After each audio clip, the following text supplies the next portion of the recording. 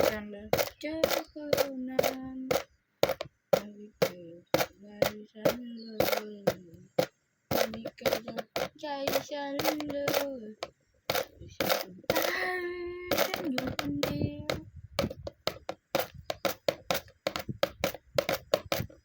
เพลงกันหนึ่งไม้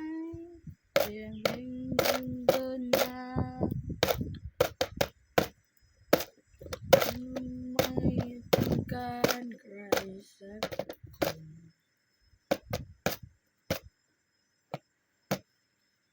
มีแม้ตัวหนึ่งคนหนึ่งคนตาใส่ฉันไม่ได้ฉันถ้าฉันต้องการกันไม่มีใครสักคนหนึ่งไม่มีใครสักคนหนึ่งที่จะเข้าใจฉันได้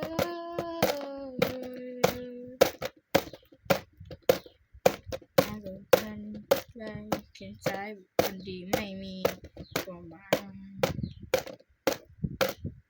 แค่เพราะมันเป็นคนที่มีความหมายและมีคนอื่นมากมายฉันต้องรู้ให้ได้เป็นใครไม่ทันวันที่เราได้พบเจอกันนั้นวันที่มันเดินไปได้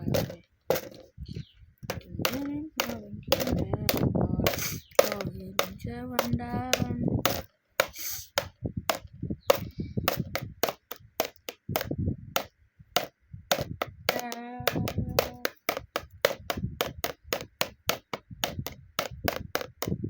ฉันดีเกินไปไม่รู้หรอก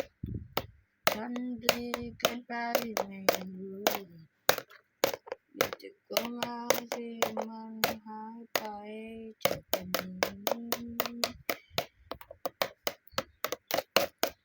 กลัวมา